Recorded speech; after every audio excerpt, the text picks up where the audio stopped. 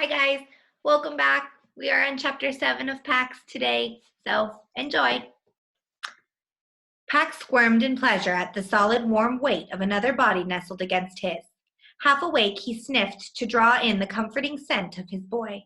Instead of human, though, he found fox. He woke fully then. Curled against him, snoring, was the vixen's brother. Runt whimpered, and had fluffed his tail over his snout, still asleep. Pax pulled himself up sharply. He had no practice at dominance, but the situation had left him no choice. Go back to your den. When Runt tried to nestle into his chest, Pax nipped him on the shoulder. Runt shook himself awake and rolled to his feet. He didn't duck his head in submission, and he made no move to leave. Play. He positioned inventive instead. In other circumstances, Pax would have welcomed the good-natured little fox's company, but he had no interest in tangling with Bristle again, and in fact he had no interest in anything besides getting back to his humans. Pax fetched the plastic soldier he'd catched and dropped it as an offering, then warned him away again. After a final pleading look, Runt took the toy in his mouth. Pax followed him out and watched until he'd slipped into a hole a few tail lengths away. When the thunderstorm had hit, short but violent, with whole sheets of the sky splitting open in wrathful cracks, Pax had worked his way into the shallow entrance of an abandoned den not far from the one Bristle shared with her brother, before taking measures of his own surroundings. Now, in the pale light of the half-moon, he took a moment to survey them. The hillside faced south. Here, the roots of the trees seemed to claw at the sandy soil like the brown knuckles of clenched fists. Tucked among them, Pax saw 3 den entrances. Above the hillside, the forest rose to the north and west, back to the road. Below, a vast grassy valley sloped away. It was an ideal location. The hillside perch provided little cover for approaching predators, while the line of trees protected the foxes from the north winds. The meadows smelled abundantly of life. As Pax took all this in, a tension deep within him loosened. It was the same way he felt as a kid when he'd pushed his food dish to the farthest corner of his boy's nest room 3 times.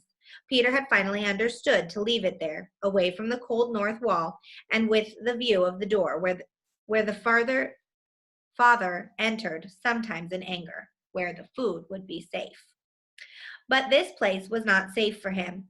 Bristle had warned him that in this same meadow lived an older fox and his mate. He was already facing a challenger from outside and would not tolerate the presence of another lone male. And just then Pax saw a movement below him.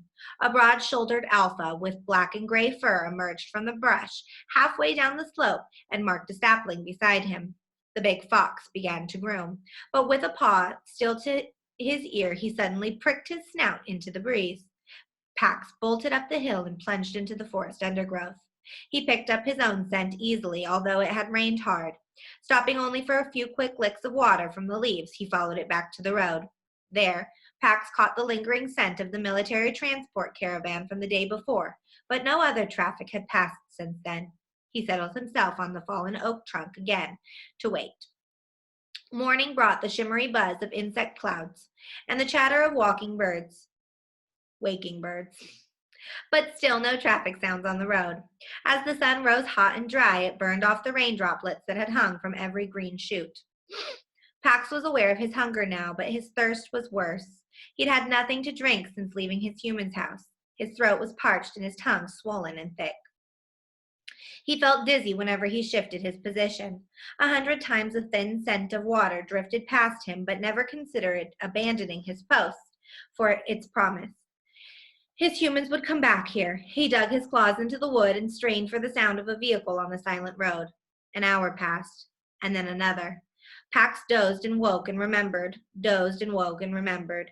But then the wind, brought news of something approaching. A fox. The same male he'd seen earlier, the one Bristle had warned him about. The fox's gait was deliberate, showing neither hesitation nor wasted energy. The way his grayed coat draped over his frame announced that he was old. As he drew close, Pax saw that even his eyes were clouded gray with age. After offering his scent, Gray settled himself on the grass beside the fallen trunk. He made no move to elevate himself, indicating that he meant no threat. You carry the scent of humans, he said. I lived with them once. They are approaching. A sudden hope rejuvenated Pax. "Have you seen my boy?" He described Peter. But Gray had seen no humans at all since the time that he'd lived with them in his youth, and that was in another place, a dry, stony land of long winters and low sun, distant. "The approaching humans are coming from the west. They are bringing war. The crows who have seen them do not describe any youth." The news weakened Pax. He swayed and nearly lost his grip on the trunk. "You need water," said Gray. "Follow me." Pax hesitated. His humans could come at any time, but he needed water, and it was urgent. "Is it nearby? Can I hear the road from the water?" "Yes. The stream passes beneath the road. Follow me." Gray's manner, confident but not threatening, calmed Pax. He dropped from his perch and followed. Soon they came to a deep gash in the earth, from which rose the scents of water and of things that grew in rich mud. Pax peered over the edge and saw a silver brook, studded with black stones glinting between green reeds and purple blossoms. Gray began to angle down cautiously. Lured by the scent of water, Pax scrambled past him straight down the cut. Halfway there, he lost his footing and skidded the rest of the way. When he righted himself, he stared. The water tumbled past him as if from a vast faucet, larger by far than even the spout that had poured the water into the great white tub that his boy had bathed in. He dipped his head. The water was cold and tasted of copper and pine and moss. It rushed into his mouth as if it were alive. It stung his teeth and drenched his mouth and throat. He drank, and he didn't step away until his belly was taut. Gray joined him, drank, and then invited Pax to rest with him. Pax cocked his head to listen intently to the still silent road above the culvert. "I must be at the road when my humans come for me." Gray eased himself to the ground and stretched out. "That road was blocked yesterday by the war sick." Pax thought back to the vehicles that had passed the day before, the ones that smelled like his boy's father's new clothing. It was true that the road had been unused since then, but it didn't matter. "My boy will return for me there." "No, the crows report this. The road is closed." Pax paced from stone to stone, thrashing his tail as he worked at the puzzle. The answer came. "I will go to my boy at our home." "Where is your home?" asked Gray. Pax circled to be sure, although there was no question he felt the pull to his home strongly from only one direction, south. Gray did not seem surprised. "There are vast human colonies there. When the war sick arrives here, my family will have to move nearer to those colonies or go north into the mountains. Tell me about the humans there. How they are to live beside." Again, the old fox's compliment soothed Pax. He came back and sat. "I have seen many from a distance, but I only know 2. Are they false acting, like the ones that I knew?" Pax did not understand. Gray rose to his haunches, agitated, and shared the behavior that he had seen. A human turning away a starving neighbor, acting as if there were no food in his fridge when it was full. A human being indifferent to a mate she had chosen. A human enticing a sheep from its flock with a soothing voice and then butchering it. "Your humans? They do not do these things?" Immediately, Pax thought of the boy's father pulling from the car, his voice mimicking a sense of regret Pax knew was false, but the burst of a lie scent he had given off. He turned back to the brook. It spilled over a pair of stones. The current split and then reunited in a liquid silver braid. Pax was struck by a memory. Not long after his boy had rescued him, when he was still a skittish kit, a stranger had come to the door.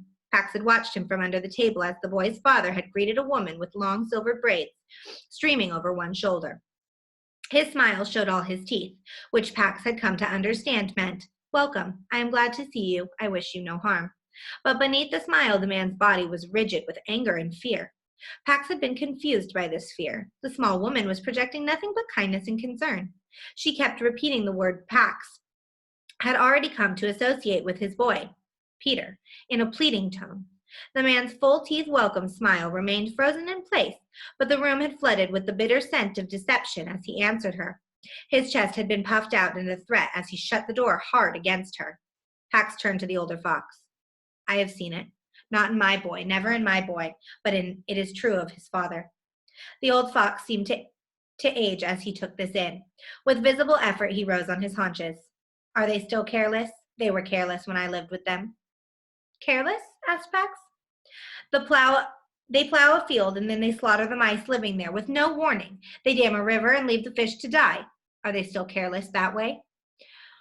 Once when Peter's father was about to cut down a tree, Pax had watched Peter climb in to take down a nest and move it to another tree. On cold days, Peter brought fresh straw to Pax's pen. Before he himself ate, he was made sure that Pax had food and water. My boy is not careless. The old fox seemed relieved by this news, but only for a moment. When war comes, they will be careless. What is war? Asked Pax. Gray paused. There is a disease that strikes foxes sometimes. It causes them to abandon their ways to attack strangers. War is a human sickness like this. Pax jumped to his feet. The war sick. They will attack my boy? War came to the land where I lived with my humans. Everything was ruined. There was a fire everywhere. Many deaths, and not only of the war sick, the adult males. Children, mother, elders of their own kind, all the animals, the men who were sick with the disease spilled their chaos over everything in their path. The same thing? This is coming. Gray raised his head in a howl and turned the air itself into sadness. West of here, where the war is already, where the humans are killing each other, the land is completely ruined. The crows carry the news. The rivers are dammed. The earth is scorched bare. Not even briars will grow. Rabbits and snakes, pheasants and mice, all creatures killed. Pax leaped to the path. He would find his boy before this war came. Gray followed. Wait. I will travel south with you to search for a new home. Follow me back first. Back to the meadow? Asked Pax. No, the vixen warned me not to return. The vixen will never welcome you because you have lived with humans. Pax then caught a quick flash of the same scene he'd watched pass between the vixen and her brother. A cold howling wind, a matted pair of foxes in distress, a cage of steel clamps, blood staining snow, and then abruptly, nothing. But she's not dominant. Follow me back. We will rest and eat. Then we will leave tonight. And that's the end of chapter 7. Come back for chapter 8 tomorrow.